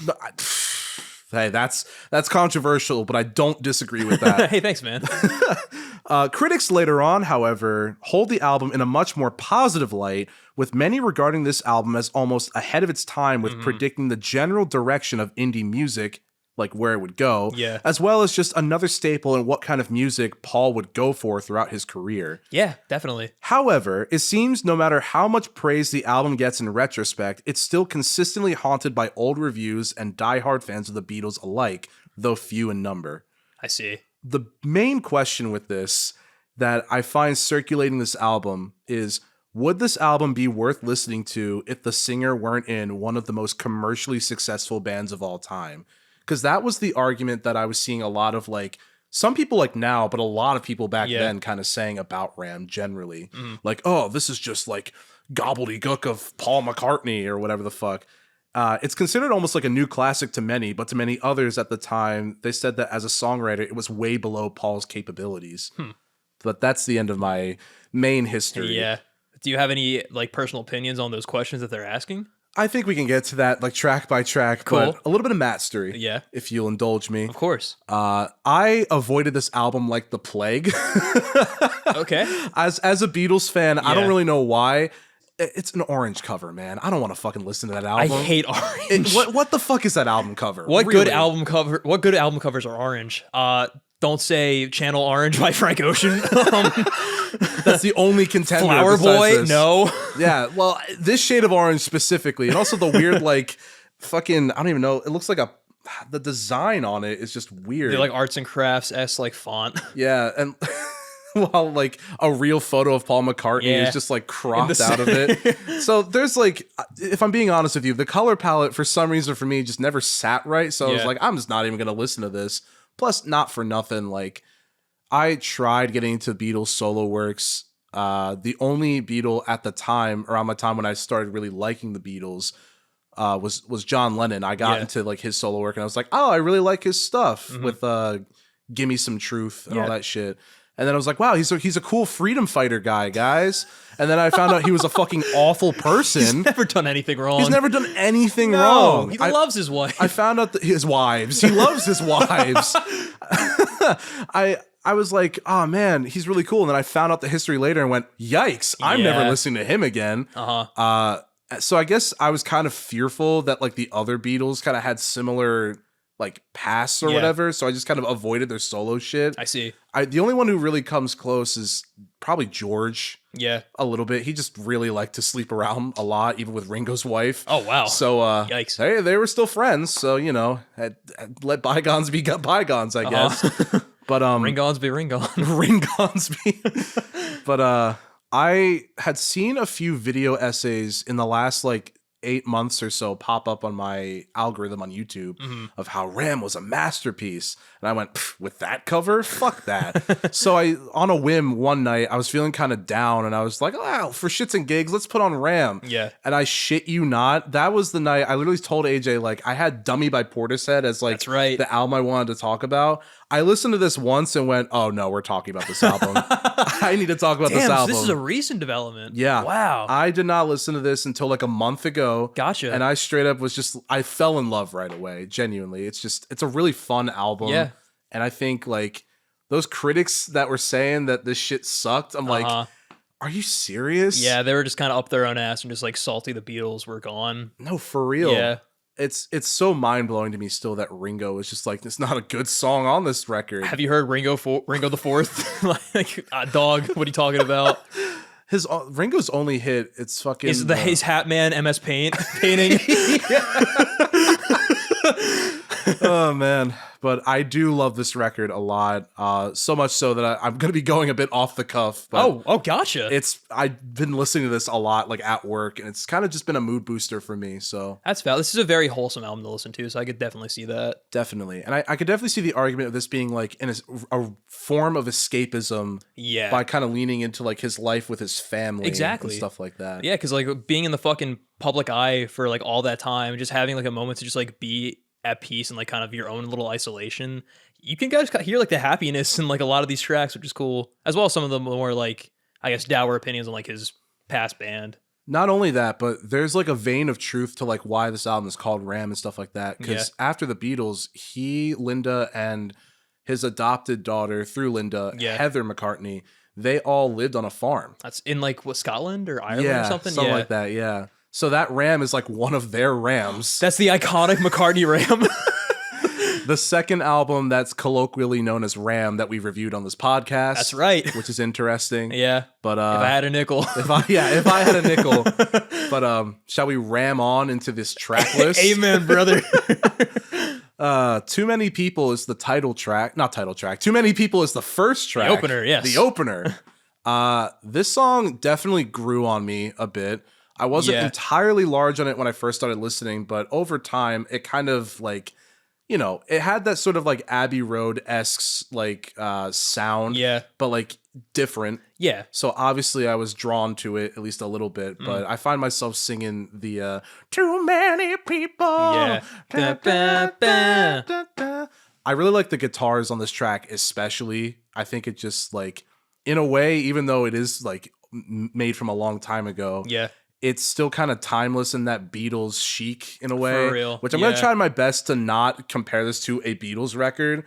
But I also realized that this album encapsulates the vibe of the Beatles that I like the most. I mean, that's very valid because I feel like this track specifically just shows off like that British invasion sound like pretty prominently. Like this track, at least like the instrumentals a bit, gave me like some Who vibes a little bit in the choruses. I could definitely see that, yeah. I also love the production on this album specifically, like how echoey and like resonant it is. It sounds like homemade, but like a little bit of like wall of sound-esque there. It just kind of adds to just like the homey like vibe that this album just kind of encapsulates. It's somehow like stripped back, but then also embellished at the same time. Very much so. And that dichotomy is like so interesting to listen to front to back. I'd agree. Yeah. I also like how sour this track is overall. Yeah. Like, there's almost something about it that's like a little off-putting in like the way the guitars sound a little bit, but it's supposed to show like the vitriol that like Paul has for just like, you know, how the Beatles broke up and how he's like just still like not really happy with how things ended. People were, and John included, were viewing this as a diss track towards John Lennon, and that led John to write How Do You Sleep, I believe is what it's called, which I think Paul handled it with a lot more grace than John did. I think that's very fair. Because one, How Do You Sleep just kind of sucks as a song overall. You're going to see a lot of hatred toward John Lennon in this episode, folks. Yeah. I hate John Lennon. I follow the Elvis Sandwich on Instagram. Yeah. He hates John Lennon. I hate John Lennon. So fair enough. His hatred is a bit. Mine is not a bit. No, but I think it's interesting because I feel like Paul wasn't really trying to, if he was attacking John with lyrically, I don't think he was trying to attack John as a person. I think he was more trying to attack like the situation itself. The situation, and maybe the way that John is like was so unpeacefully like handling a lot of things between the two of them, but advocating for it worldwide. So I think if there was any diss, that's probably what it was. But I just think the too many people like main chorus that the rest of the lyrics like circle around, it works, honestly. And I can see an argument where some of these tracks feel a little bit long, but genuinely I feel like it's earned, in my opinion. For the opener, I would agree. I also like the guitar solo. Oh my God, yeah. That's really sick. I also like the sentiment of like Paul kind of forging his own path from like just like where he was and where he is now, which is a main theme on this album. Very much so. The little build-ups in the choruses are really nice musical moments, and like how like they just kind of like build and build with like those strumming guitars before it explodes in the choruses. Also, the opener, "Piss Off Cake." Yeah, that's a good little bit. A very British phrase. But yeah, I think that's all I got to say for this opener. No, I say let's continue to Three Legs. Three Legs, a very bluesy track, which. Also, I'd say this one was my least favorite for a little while. Yeah. Definitely took a long time for it to grow on me, like a lot longer than too many people. Yeah. Because I'm not really a big fan of like blues that much. At least this style. Yeah. Where it's like very like stripped back and it's very like, it's all like the same kind of riff and like progression over and over again. Until like a certain point where it absolutely fucking grooves out of nowhere, which I was not expecting. Yeah. But I think it's a good track, especially following the first one. Yeah, I think so. I don't have like too much to say about this one. It's some nice like homage to like the old school blues. Oh yeah. I like the backup vocals and just like how raw and like the honky tonk like the overall vibe is. The guitar work is really nice, definitely the highlight all throughout. I also really like the mixing of the instruments in the third verse and like how like the channels are just arranged. Oh yeah, no, I would agree. Also, the switch up to like the slower, almost like halftime feel in the last chorus is a very nice moment. And, you know, the lyrics are silly. They are. My dog's got 3 legs. I think that was one thing the critics really did not like because I guess people nowadays and later on would kind of embrace more silly songwriting. Yeah. Which I think it's dumb that they were attacking Paul for it because the Beatles literally wrote so many fucking weird songs. I Am the Walrus, Strawberry Fields, Maxwell's Silver Hammer. Like all of a sudden when he's doing it by himself, Wild Honey Pot, Rocky Raccoon. What the fuck are we talking about, dude? Like, yeah, no, literally. It's always been there. It's always been there. And I feel like it's cool that like with the other members removed, how Paul kind of like acknowledged the fact that silly kind of whimsical songwriting. Yeah, there's a place for it. It's not just the Beatles. It was just within him too, you know? So I feel like it's cool in a way, kind of making a statement in terms of that with this album. And I think there's another track later that like really embodies that like to its fullest, like what it's based off of. I know exactly which one you're talking about. Yeah, this track is goofy, but I don't seek it out outside the album, but I definitely, like, if it comes on, I never skip it. Especially once it gets to that part that, like, really grooves. I'm like, Danny Sewell, fucking incredible drummer. Else has he done, I guess, besides this album? I don't know. Okay. But on this album, he's a good really drummer. Good. He auditioned for this album because I actually watched a video essay about this album after I listened to it a couple times. That's how I knew about this album before listening to it. Like, I think I know the essay you're talking about because I think it kind of blew up during, like, quarantine time. Oh, no. I actually watched this. It's an essay that came out 5 months ago. Oh, okay. Gotcha. So that's actually... I forget where. I'll send you the video if you want to link it in the description. All right, word. Because the history is very interesting. Gotcha. But yeah, no, I listened to it after I listened to this album a couple times, and yeah, I feel like the history kind of makes this album a lot more interesting for sure. But the music is still really good. I would agree. I think it's proven on this next track. Is it Ram On? Yeah, dude. This song reminds me of Polka Dot Tail. Yeah. You know what I mean? With like the sort of whirly keys and then the ukulele and how just like plunky the fucking percussion is. It's so interesting. It's really cool. I just love how raw it sounds. It almost sounds like surprisingly amateur. Yeah. Like there's like some moments on here where I feel like Daniel Johnston could do this. Yes. This style. Yeah. No, I could very much see that. It's sort of like this nice I guess, for lack of a better term, stripped back. I was kind of trying to avoid using it because there's definitely like that doesn't encapsulate the whole album. Bear. AJ, there are no bears on this album. It's about rams. Oh, sorry, that's a dog with 3 legs. Too many animals on this album here. Oh, that's funny. But I love this track a lot, and I think it honestly encapsulates the quirkiness that is this album. Yeah. There's also some like Beach Boys like kind of inspired moments on this track as well, and I feel like this is like the first one where like with the ukulele and like just how the way like the backup harmonies are produced, like almost like this like very ethereal kind of like mixing that they have. Which I feel like is just, I don't even know if that was like the intention. That's just like what it kind of came to mind. That's why I enjoyed it so much. That would be really cool because even though he and Brian Wilson were kind of rivals musically, they respected each other a lot. Definitely. Which I really love. One thing that I feel like Michael Jackson and Prince really, they hated each other but respected each other. But I feel like Paul and Brian, they at least were like, so I like what you're doing. It was always very jovial. Yeah. But I think going to what you said about the backup vocals, Linda is a great backup vocalist. Yeah. I feel like she shines very much there. There's a song where I kind of have mixed feelings about because she takes lead a little bit, because sometimes I really fuck with it and sometimes I like don't fuck with it as much. Gotcha. Mostly it's in a positive light. Like I'll usually like it. Yeah. It's later down the track list, but I feel like honestly she does a really good job of complimenting like the way Paul sings and just gives it her all every single time. I think her inclusion is just what really makes this album like so charming. Oh yeah, because it feels so intimate. And I love that about this album. I love that he decided to like share the creative process. Like, with they shared it with each other. Exactly. You know what I mean? They made it like their own. Like the fact that she's credited on this album is awesome. Like it's their product, not just Paul's, but it's rad. She would play keys live at Wings concerts, and I think she was in Wings ? Yeah, I was gonna ask because she was a musician too. Like that's the thing. She plays keys. Gotcha. So I guess played. Rest in peace. But yeah, no, she died very tragically. I forget from what, but oh my gosh, apparently it like shook Paul to his core. I mean that's fair. Well, rest in peace, Linda McCartney. Your legacy lives on through this album and through all your triumphs as a musician. I believe she has a posthumous album that was released. It might not have been posthumous, but she's recorded music. I just don't know like if she released it while she was alive or not. I see. But yeah, no, she's competent at like, you know, keeping up with a band and stuff like that. So that's at least also the really cool thing about it. I know her dad is like was somebody like famous, either like a producer or like another musician or something, or maybe both. And that's like how she and Paul met, I'm pretty sure. So Yeah, no, it's really neat. It's really neat how much she holds her own on this album. Because people were trying to say like, oh, she just wanted to hop on the post Beatles train with Paul McCartney.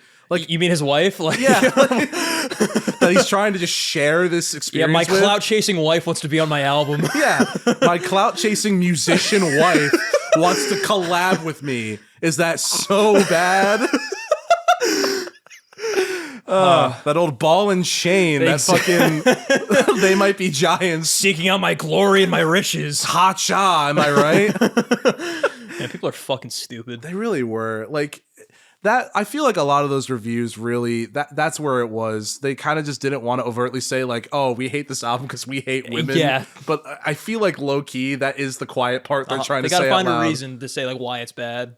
And I think it's funny too. Last thing, and then we can keep going. Sorry, it's all good. I think it's funny that John was trying to poke fun at this a lot, calling it Muzak, when like quite literally he included Yoko on like so many Beatles projects too. For real. So it's like not saying that he can't do that, but it's the pot calling the kettle black, you know. So I don't know. I think this song and this album, it very much has this charm to it that people took a while to really warm up to. Yeah, and I'm glad it's getting its flowers now. Oh, without a doubt. But one song that I really think deserves its flowers is Dear Boy, track number 4. Yes, sir. I'm not even looking. This is the crazy thing about it. This is off the dome. And Matt's notes are on the table right now. I fucking love this album. And I love this song. I think I like the sentiments of how Paul is like singing about this person. Like, you don't know how good you had it, you know? Exactly. I really like how this one sounds like a lot closer to like Paul's like solo stuff that I've heard like before, which is pretty cool. Or sorry, on like Beatles albums specifically. But I love the echoey sounding vocals on the opening verse and just like the minor tone that it has like for like off the rip. The backup vocalist like scatting underneath his lead is also really cool. And the rolling piano on the bridge is really neat. I just like how the keys are arranged on this track specifically and like mixing like the classical piano, like the chords on the right, as well as like having like, the triplet accents on the left is just such a really awesome like channel mixing moment. And I also love the trilling guitar that it has throughout. I think just the main melody is he knows how to write melodies to kind of get you to get hooked into what it's trying to sing about. Just the way he's like, da, da, da, da, da, da, da. Like that shit slaps. He always added kind of a jazzy element to his melodies, which I always really fucked with. I think he was honestly, in terms of like the piano playing of like the Beatles, he definitely was one of the most competent. Yeah, because he did the homework a lot. Yeah, I feel like. Where I feel like a lot of the other members were a lot more like bangy with it. Gotcha. Which he really knew how to kind of like work the keys. Tickle the keys a little bit more. Yeah. Tickle the ivories. The ivory horns of the ram. Yes, exactly. We're going to have to look that up. I'm sorry. In the description, our ram horns made of ivory. If I'm wrong about this, then I am not permitted to talk about any animal on this podcast ever again. Good thing you got your koala rant out earlier. The flute. I start sweating profusely. No, but I love this track. I think just the like again the bluesy return to form. I think this is the one where I'm thinking of the later kind of folksy song where he kind of sings along with the melody of which that's the later one, I believe. But this one's really cool, and I really like the way that I like the way he kind of holds his own on this track. It sounds very like. I feel like he writes lyrics in a way that's like, you don't know how good you have it, but in like a kind of removed sense. Yeah. Which I'm not sure if this is another like slight toward John. I think it is. Yeah, I feel like that's a very kind of like first half of the album heavy theme. Yeah. Just to like get it out there before he kind of like moves on to other kind of things. I think this one specifically, I was talking with a friend of the podcast, Evan, like a couple days ago. He and I are also talking about this album. Yeah, and I believe this came up in terms of like responses to each other, just about like the situation entirely. And like this was like kind of another one of Paul's responses to John. That makes sense. Yeah. Because John was kind of saying shit before either of them released music anyway. Because he was a dickhead. Let's not forget. A dickhead who later down the line made me not want to seek out any of the other solo career albums because I was worried that they're all going to have problematic pasts. Yeah. Which they might. It's just John's, unfortunately, was on full display. Really bad. Yeah. Oy vey. But anywho, I do like this track a lot. Again, not one that I usually seek out on the album. Yeah. But I genuinely like never skip it when it comes on. It's fair. Well, I'm glad you like this track so much, but I like this next one so fucking much. This is, and Evan concurs. I believe he said it, and I concurred with him. Yeah. Uncle Albert / Admiral Halsey, I think, is, if not the best Paul McCartney song, one of the best Paul McCartney songs. Yeah, I can definitely see that. This is one of the ones with the New York Philharmonic Orchestra. That makes sense. And it shows. It's so fucking good, dude. This is like kind of like a nice kind of predecessor to his stuff with Wings. Like this just sounds like a little proto Band on the Run. No, for real. I can definitely see that. I think I kind of like this track more though. Yeah, honestly, Evan and I were actually talking about this because I had asked him about Ram, and I never listened to Band on the Run, and he was saying that upon like recent re-listens, he might be preferring just this album generally a little bit to more. Wings. I think that's valid Because this song is fucking incredible. It's so good. I love like how each like section is just like so like unique, and it does really feel like two songs kind of like put together, but they blend seamlessly. Yeah. There's almost like in the intro when it's the Uncle Albert part, there's almost like kind of like Led Zeppelin-esque, like I can really see that. Yeah. Like almost like a little Stairway to Heaven influence here with like the grandiose like strings with like the laid back groove and like they're just kind of like I guess like more kind of like elongated vocal deliveries on the verses. Guitar work is fucking excellent. It's remarkable. All across this track. I love the inclusion of the xylophone in the left channel. I also love how rich and encapsulating the basses in the mix. Of course, the flugelhorn. Such a great fucking moment when it transitions into the next part of the track. And also, the chorus just feels like so hopeful. Yes. I love it so much. My God, like going from like just the "we're so sorry" and just the strings like bolstering underneath of you, Uncle Albert. It really just feels like a whole like piece almost. And I love that shit. I feel like including a full orchestra, there was like no other way to bring this song forward. Definitely. And the way that it kind of does a good job of like sandwiching the overall song too in the beginning and the end, I was very much a fan of that because like the New York Philharmonic Orchestra really fucking like their presence is like helps this track a lot. Because they recorded it in New York, obviously, and then I believe a good portion of it like was either recorded or edited like back over in England. Gotcha. I know when they auditioned for the drummer, they went to New York, so it was kind of a lot of like touching all these like different bases. You know what I mean? Of like, all right, we need this, we need that. Yeah, let's get some of the best fucking musicians here. The actual like upbeat part where it's like another unique melody that I really can appreciate a lot. I love the fucking just right across the water. Yeah, God. And then like Linda's like the back of vocal. Also, I love how much she's included on this track too. Oh my God, Or like the back and forth that she and Paul have on like on the Admiral Halsey part. But like I said, the chorus is just like there's like so much just like life and just like happiness, like in like the way that it's like just performed. I would agree. Which just like makes me gravitate towards it. I also like I said, I love how many switch ups there are towards the end. There are some inclusions of the G word, which is unfortunate. That little like lodal thing he does. Yeah, the yodeling. I said lodal. That's what he sings, I'm pretty sure. Around. Yeah, I mean, unfortunately, people were not like aware at that time that the persecution of Romani people face still to this day. Exactly. But yeah, no, honestly, I think it's cool how it just feels like there's so much to like get from this song. Definitely. And even if the lyrics don't really like make a lot of sense. Yeah. At this point, with just how much he put into it, it fits the vibe 100%. perfectly. Yeah, like you were saying, like Three Legs, like this is another example of like maybe like nonsensical lyrics, but still perfectly fits the tone of the album and is just a good song around those as well. Apparently, the Uncle Albert thing was like a legit apology to his Uncle Albert. I also loved like how fucking charismatic a lot of like the little interjections, studio imagery wise, happens. We're so sorry, Uncle Albert. Can you put the effect on my voice?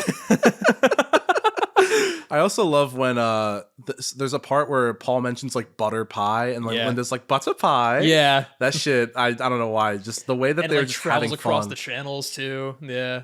One last thing I will say, because I feel like I talked this track to death. I just love it so much. It's great. I love the fact that like Paul and Linda, when they sing together, like Linda, she has like a higher voice. Paul is getting up there, like what the heck? Like they're hitting the same note. Exactly. That's kind of crazy when you think about it. People have made the argument that the Admiral Halsey portion is the weak part of the song. I personally think as just a song, it breaks it up so well. Yeah, man. And people just don't like when songs have sections. Exactly. But I think some of the best songs are songs with every Queen song. The 2112 by Rush. Literally. Yeah, the Close to the Edge by Yes. Just started listening to Moving Pictures. Oh, hell yeah, dude. Yeah. Yeah, maybe stick around for that one, family heads. maybe Tom Hates albums. Coming soon. I've been kind of getting into Rush because of special guest of the podcast, Colin Fletcher. Hey, Rush is fun. I've heard and I've experienced myself. Hell yeah, man. They got some nasty breakdowns, but we're not talking about Rush. Not yet. Again, stay tuned. We very well might. Yeah, we're talking about Paul McCartney And Linda McCartney and their harem of rams. Their harem of rams. Their harem of Roms. Harem of rams. God, I can't wait for the AI transcripts to try and do that one. They're gonna be like, they're in leagues with somebody. How do you do role play? It's wordplay, not role play. Role play.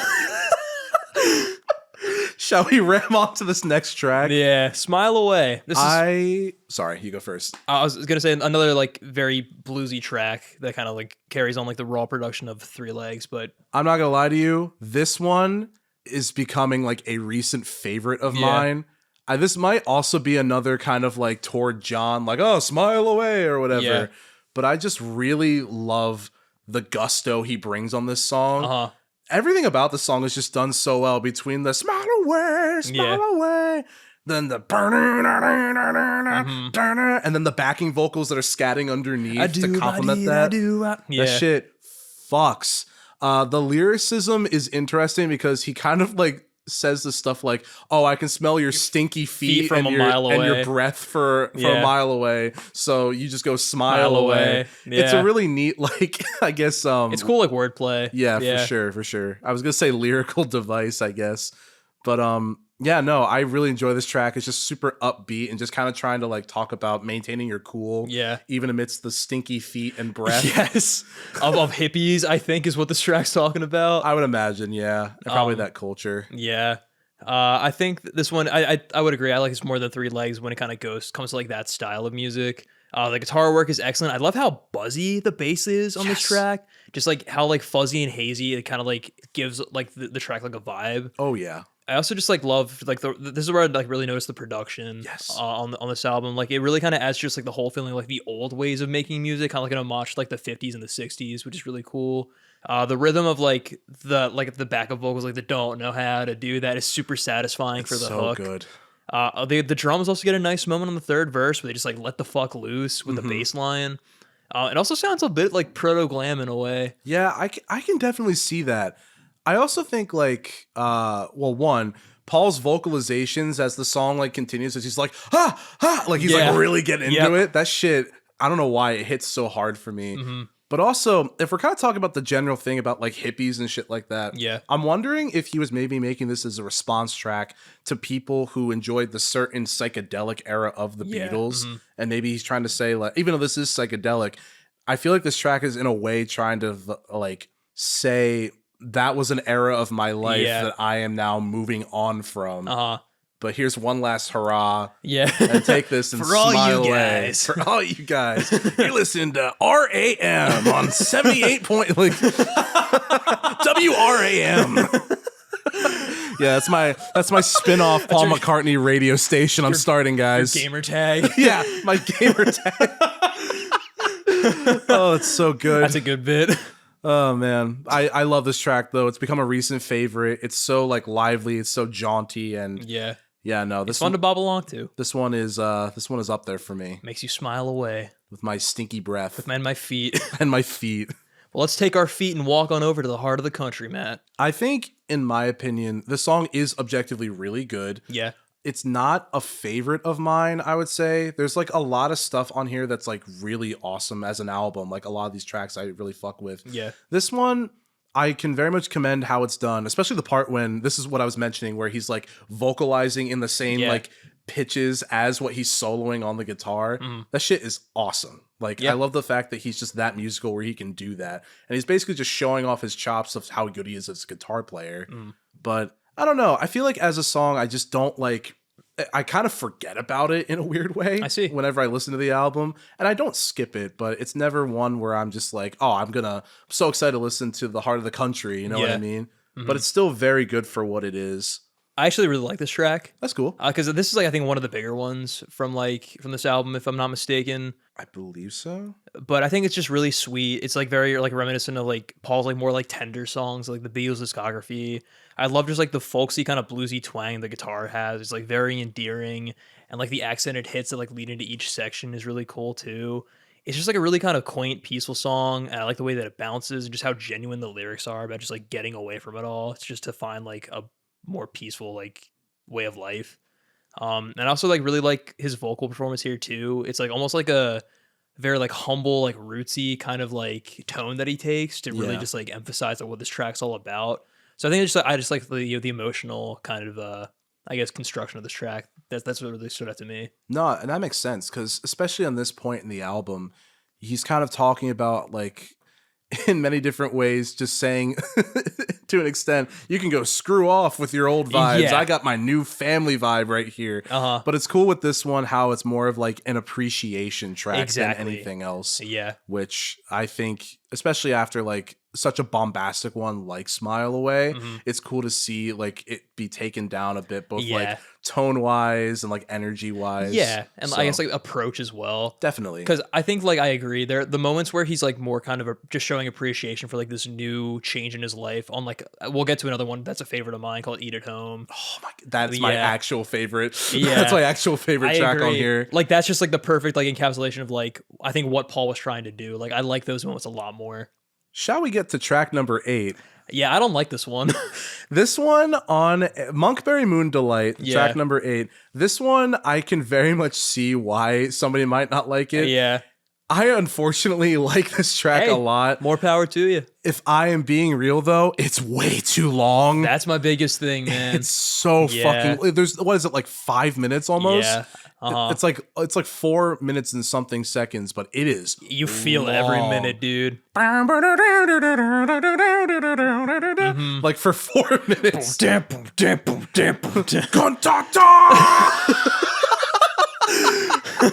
But he does that throughout the whole track. He has this like grovelly, aggressive, like almost yelling kind of vocal approach that's just like, oh my god. Yeah, it's a little. I feel like if it was cut in half, this I could very much see this becoming like a more favorable track for a lot of people. But it just he really just goes wild, and the concept is silly, and I commend him for that because basically his daughter Heather. They used to like it was kind of cute. Like as a family, they had like their own little language. Yeah, and they used to call milk monk. Ah, okay. I don't really remember why, but because of that, I think he wanted to just kind of capture, just like like I'm even getting creative inspiration from my daughter. Yeah, and it's cool that he did that. However, it is definitely a vibe where if you're not ready for it, it is a little bit jarring, and it might give you kind of a headache. Yeah, that riff. That instrumental is a little bit like nightmare fuel. It's so repetitive. Just, I don't know. And the way that it's arranged, it doesn't sound too pleasing to listen to. So hearing just like the constant like ascending, descending, back and forth just for 5 minutes is like, oh my god. It's a lot. It is a lot to take in. On top of the screaming. I don't know how his fucking voice wasn't destroyed after that. I listen to what he sounds like now, and he's all like, "Yeah, I'm Paul McCartney. Here I am," and I'm just like, Jesus Christ! I think Monkberry Moon Delight did that. Yeah, fucking did a number on his voice. I'll say the title itself would make a great D&D drink name. Yes, which I might be using in the future. Fuck yeah, I await that with open arms and an open mind and an open heart. This one kind of reminded me like Helter Skelter a little bit with just like the heavy kind of vocal, like specifically the vocals, not the instrumental. The bass is really crisp on this track, even though it's like just kind of playing the root notes. I do like what it's doing. Yeah. I also like the almost like trilling, like Italian sound of the guitar part on like the second chorus. And I do like the overall concept of this track where, like you said, he's getting like creative influence, like for even like his family and like using that to progress himself as an artist, which is really cool. Oh yeah. But I do also like at the very end, like where like it just kind of falls apart. Yeah. There's like the vocal ad-libbing. There's like a part where he just like moans into the mic. And then they're like, try this, honey. What is it? Monkberry Moon Delight. Yeah. Oh man, I can very much see someone not liking this track. I think it's like fun and cutesy. Yeah. The only thing is like now that I'm thinking about it after like talking about the riff so much, it kind of not at all like the same concept or like I guess entirely like the same like sound, but in terms of just the repetitive riff and how like almost annoyingly playful it is, it's like if you kind of had the HIV song by Ween just like over looping, and over, but with like the fucking vocals of Helter Skelter and like which I can see. I mean, even as somebody who kind of likes it, it is fatiguing. Yeah, there are moments where I'm just like, oh, it's still going on. Okay, I know, I man. see. You feel every minute of this track. I feel like this is definitely one that like you love it or you hate it. For sure. And I feel like on a bad day, this track could very much just be like I can skip this. Yeah, I don't need. It's not like there's a lot of content lyrically on there either, where it's like, oh man, I don't want to miss this last like 3 minutes. I gotta hear the moan. I gotta hear the Paul McCartney moan. The Paul McCartney moan. the Monk Moon Delight. Paul McCartney. Oh man, but I'm ready to talk about this next track if we want to just slide right there. Yeah, Eat at Home. I think this is a good point. I think it's second favorite for me. This track, immediately when I first heard it, I just like fucked with it. It's just upon good. Listening. It's really good. And I love the concept too. Yeah. Very simple. Just like, fuck it. Like, let's just eat at home. Like, we don't need to fucking go out. We can just like have like find like pleasure in like each other's company. Like we can just like, it just kind of shows like the value of like the quaint and the mundane. Oh yeah. Which is really sweet. It sounds like just super classic rock straight ahead. It gave me like Raspberries vibe, which I liked a lot. Okay. It's a very simple guitar riff and melody, but it's very refreshing after the last track. Yeah. A lot more palatable. Definitely. I also like the guitar parts in both channels, how they complement each other so well. And like you said, I think the lyrics, they're just super sweet, very tender, just about, enjoying like your partner's company. And I think it just does everything what it's supposed to do very well. I really like on the vocal delivery, it's like, come on, little light.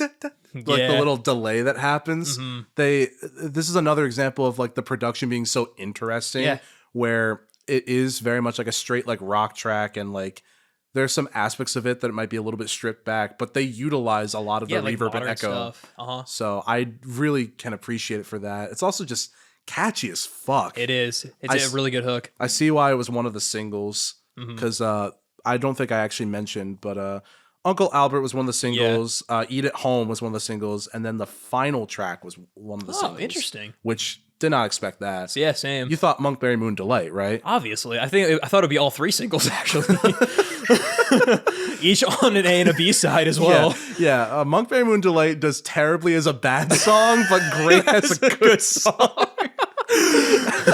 In my top 10. Oh my goodness. But Eat at Home is just fucking solid. I feel like it's pretty simple to grasp. Yeah, there's really not much to talk about. It's just really well done. It is. That's like, in my opinion, especially at this point in the album, one of the high points of the album. I would agree. Yeah. But shall I move on? Absolutely. I believe the longest track on the album, Long Haired Lady. Yeah. No, I've heard this song prior to listening to this album. Because I think this is the only song actually besides Uncle Albert that I'd ever heard. I see. Because I feel like, is it the Beatles channel on Sirius XM? I feel like I've definitely listened to that, and like we're gonna play all of the Beatles solo career hits that you're missing. Like, like that's how the guy is, right? Exactly. That announces, the iconic guy on the Beatles Sirius XM. Yeah, Mr. Sirius XM, of course. Sirius Black himself. Glad he turned his life around after Azkaban. Yeah, after he died, he decided to start a radio career. That's my fucking dream. Low key, if I could, from the afterlife as a ghost, be a radio host. Damn, that's kind of rad, actually. A radio ghost? Oh, It writes itself. It rams itself, It rams itself. I didn't even talk about the song yet. Oh, yeah. What I was going to say, though, was I definitely have heard this song on, like, either that or another Sirius XM channel. Yeah. And I remember, like, hearing the chorus, which I wasn't too large on at first. Mm-hmm.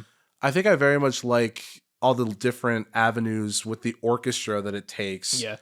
For a while, Linda's vocal delivery kind of annoyed me. Uh-huh. But I think when you listen to the grand scheme of the album, you really start to just appreciate its charm and how he let her take like the lead with the chorus of a song. And I have definitely appreciated it more because of that. It's also a good fucking song, not gonna lie. I feel like this track ruined me the more that I listened to it. I would agree. Like I just kind of struck a chord. I was like, damn, this is actually like really good. This I think might have been a playlist ad. But I love like the horn swell that leads into this track as well. With like well, God, yeah, that's such a great moment. So good. I love the inclusion of the banjo in the right channel. That's a really dope choice. It really adds a lot of flavor to this track. I also like how like bouncy it is. Almost has like a dub feel. Yeah, which is really dope. The horn inclusions are awesome. It sounds like super trippy. I also love the songwriting on the verses where it's just about like how much he like loves his wife and it's just like lucky to be with her. I really dig the back half of the track and how it's like foreshadowed in like the intro and how it just kind of comes back around towards the very end. I think that's a really cool moment. The reverb on his vocals towards the end is also really pleasant, and I love the inclusion of that little trumpet solo in the left channel. Yeah. That's a dope moment, and just how everything just like keeps building and building towards the very end with like this undercurrent of like rising strings and like aux percussion. It's just a really nice track overall. Even though it's a little repetitive, I never got bored with it, which is, you know, the opposite of Monkberry. No, that's very true. That's very true. I feel like the minutes are very earned on this track, definitely. For sure. And the orchestra definitely gives the song lift where without it, it would kind of fall flat. Yeah. But without a doubt, though, it's utilized so well. I also feel like it's almost kind of, although it's a little repetitive, like in its, I guess, chorus and verses structure-wise, it's a very like unique chord progression and like kind of musical avenue that it takes, because you never know like what chord it's going to be expected to land on next, which I really can appreciate. There's another one where in the same vein as Uncle Albert, it feels very composition focused, definitely, which I definitely found an appreciation for. I would agree. I think Linda's vocals definitely grow on me a bit more on this track. I feel like I found that like after the well, like her, it might have just been like maybe how it was either recorded or mixed, but just I found that like sometimes her voice could just be like a little blaring. I see, But at the same time, given the sentiments of the song and how much he just really values his time with her, I feel like it almost like fits. Yeah, you know what I mean? 100%. Like their love is loud, and I really appreciate it for that. And having her like on there is just a great way to show that. For real. But shall we ram on to this penultimate track, Matt? Yeah, this is a track that I kind of forget on as the ram on reprise. It's just kind of a continuation of what we heard on track 3. It's also really short too. Very short. It's like a minute 20, I think. But it's still good for what it is. And I guess at this point, the album is trying to like kind of tell the audience like it's almost over. Yeah. Ram on, guys. It's almost over, guys. You got to ram on. Let's ram on to this next track. But yeah, no, it kind of maintains that sort of shaker-esque vibe that the original Ram On had earlier. So it's cool. Yeah, I feel like this also kind of leans into like that almost like Beach Boys kind of style as well. Just really kind of like brings up those harmonies a little more. And also like the kind of like Wallace sound style the production has before switching to something a little more like disjointed that just kind of like ends before it goes into the last track, which is a neat choice. It is, for sure. It's very, like, thumpy, and I love that about just the Ram On, like, sound in general. It's very, like, all the beats, it's just like a thud for the downbeat. So that's why it reminded me of Polka Dot Tail a lot. That's fair. Especially with the E-piano. That in conjunction with the E-piano very much made me think like Polka Dot Tail. Yeah, that makes sense. But we're at the end of the album now with the backseat of my car. I almost don't know what to say about this track because it's just, I think, in my opinion, like somehow, even though this album is very popular and very well known, this track is mystifying. Like it's so, I guess, but in a good way. Mystifying usually has like a bad connotation. This track is just so well done and it's so lush and beautiful in a way. But it's talking about just this really like in the moment feeling of being in the backseat of the car with your lover. Yeah. And I think it's really well done of capturing like the beauty and simplicity of that. Yeah. And trying to keep things like fresh, which I guess is also sort of the undercurrent theme of this album in a way. Yeah, because I feel like this track was kind of like capturing like the nostalgia of like being young and like trying to find moments to be alone and like just like be in each other's company, like to find like more intimate moments. Because like, you know, you can't be in like your parents' house when this happens. You have to like do what you got to do, of course, to find those moments and like steal away. So I feel like he definitely captured the vibe of that very well, especially just like mentioning like specific moments about like meeting her dad and then being like, we gotta go. Real. Yeah. I also really dig how it's like reflected, how that like the whole tone is reflected in the bridge, where you have this like almost like classically like romantic strings come in. It feels like something out of like a romance movie, which is really cool. And also it also kind of like emulates like the feeling of like getting intimate as well, which is very like a very neat like story choice. I love the piano on this track and Paul's vocal performance. He really uses his full range to like make lyrics hit harder and also kind of like play different characters in a way, which is really cool. I think this is a really cool closer. I wasn't like expecting this track to like hit me so hard because I was kind of like, I was ready for the album to end, but I was like, damn, that was a good fucking track. I really like how this album ended. No, for real. And I think it's almost kind of like, it's sort of with the music and how almost cinematic it feels. Yeah. It's sort of encapsulating how like even the weirdest sort of like, I don't know, fucking backseat of the car, like setting, it could become like a beautiful like scene. Yeah. When you have the right people with you. It's you know our what I mean? backseat. The strings are without a doubt like, if not aside from like Paul's vocals, I think like the main thing that allures me to this track because it's just something about them, man. They take your breath away. Definitely. Like the instrumentals are super dreamy, which I think definitely lends itself to the overall concept of like almost like it being like a memory, which is really cool. I also got like a bit of like a rock opera vibe and like the way that like the story was told, like how everything was arranged, which is really dope. And I think it's just an excellent way to end this album. And on a nice moment of sincerity and just like true heartfulness. Very much so. But with that, AJ, do you want to give your thoughts about Ram? I'll give my thoughts about Ram by Paul McCartney. I will. Oh me, oh my. I love Ram by Paul McCartney, Charlie. Paul McCartney. Yeah, I'm more of a give me some truth guy. Yeah, I like his stuff with wings. Personally, I like McCartney too. You know what? No club that is really fair. Yeah, I guess Flaming Pie is pretty good. The smiling friends talking about Paul McCartney. Oh, the fucking rips, dude. Oh, that's so good. Could someone please animate that? For the love of God. That would be a good one to do. But my final thoughts about Ram, I liked it. I'm glad. I overall enjoyed it. I think not like I was expecting to dislike it because like I've never really been the biggest like Beatles guy, but I think for all of like the stuff that I've heard, I think I've always kind of gravitated towards Paul's songwriting the most. I would wholeheartedly agree, and then George would be like right underneath that. So hearing like his solo stuff was basically like all like the stuff that I liked about the Beatles, but in like in a different way, which I think was really cool. That's exactly how I feel, genuinely. Yeah, exactly. I love the stereo mixing on this album. Like even though it has like the kind of like the staple like Beatles like arrangements, it's a lot more clear and cohesive, and it works a lot better, which is really cool. I love again the stripped back just stylings of this album has. I love how intimate it feels and like how almost like grateful Paul McCartney is for just like the experience that like led him to make this album. Like you really feel, besides like the first few tracks where he's just kind of talking about like the post Beatles life, the tracks where he's talking about just like this new life that he's found, like how grateful he is for it, it's really touching. Oh yeah. And like it's very easy to kind of grasp onto like those emotions and like really just kind of like warm your heart a little bit. Because like the moments like long haired lady, backseat of my car, eat at home, like that's just like feel good music. Yeah. Which I love a lot.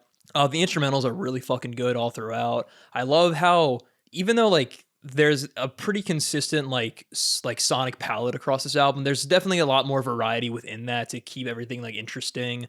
I like the more kind of like bluesy, like harder hitting riffs on Smile Away. Uncle Albert is phenomenal. Beautiful, like orchestral, grandiose composition piece that I can't sing its praises enough. The more just kind of like standard, like classic rock, like straight ahead of Eat at Home is great.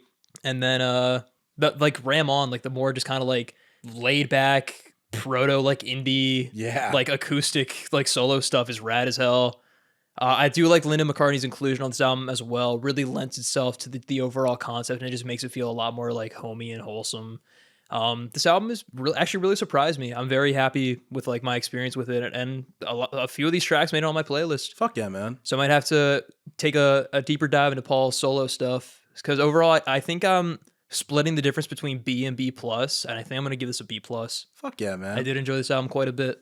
I think all across Paul's discography, just generally, even if you don't like a full album, Yeah. From what I gather, there are definitely some like shiner songs that he's written and collabed on with other artists that are like really fucking good. Yeah. High key recommend listening. If you like Eat at Home, I recommend listening to his one song off of Flaming Pie called Beautiful Night. Okay. Because Ringo, Jeff Lynne. Oh, shit. Yeah, I know. Oh, damn. It's fucking awesome. Rad. That came out like way later than this, but Yeah. it's really good. And people consider Flaming Pie to be another one of his like best albums. Gotcha.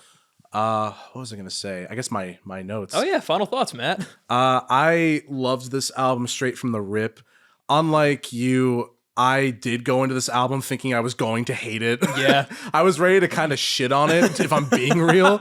But in reality, like, I'm so happy I listened to it just from like seeing, for some reason, video essays about it flood my algorithm. It was meant to be, man. Honestly, almost. It feels like it. I think this made Paul be in the lead in terms of like my favorite full on like album solo work wise. I've listened to bits and pieces of George, John Lennon.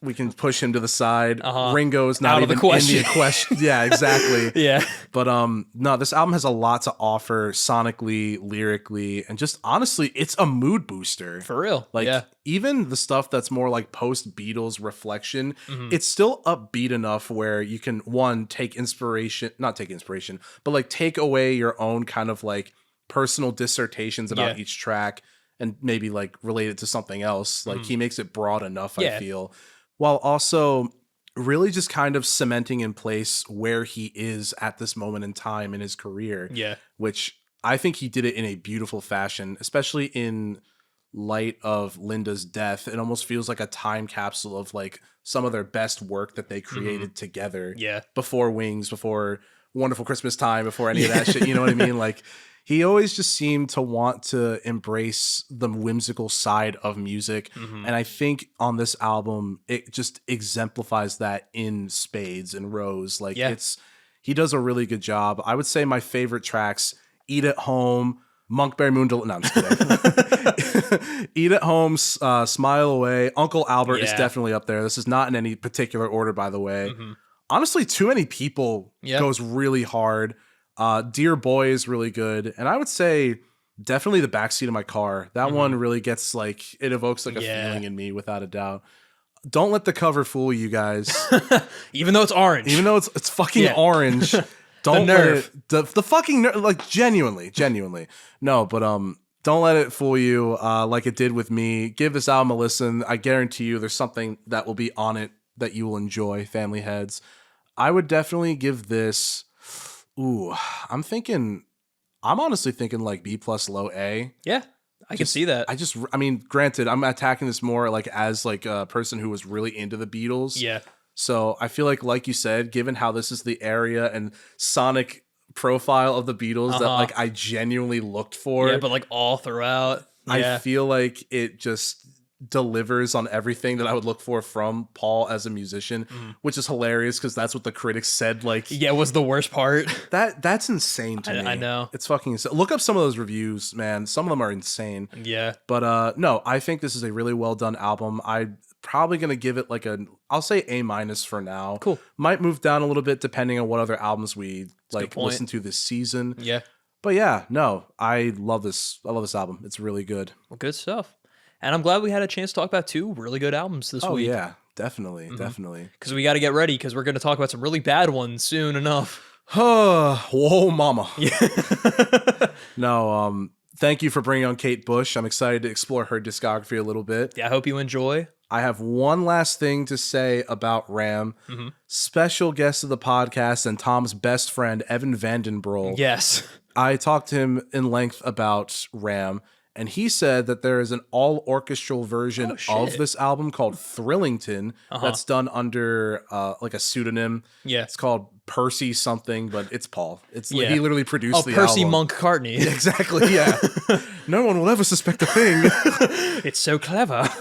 No, but it does an orchestral version of all these songs, no vocals, just straight up instrumentation throughout. Cool. And it's worth the listen if you really appreciate the album. Gotcha. So I'll send it to AJ so he can link that in description too, because it's really good time. High key recommend after listening to Ram. Mm-hmm. But AJ, will that do it for this episode? I think that'll do it for this week's episode of the Family Album. More jingles before we leave. Happy New Year, Family Heads. I believe when this comes out, it's a couple days before New Year's Eve. So be safe, enjoy the holiday, and thank you Ram on. Ram on. Thank you for all your love and support. Yeah, in 2025, and here's to a little more in 2026. Even though we're saying goodbye, we'll always be around. Never forever. Babushka. Well, we'll see you next week with a special guest episode. And as always, I'm your host, AJ Denari. And I'm Matt Glass. Thank you so much for your constant love and support, and we will see you next year. Peace.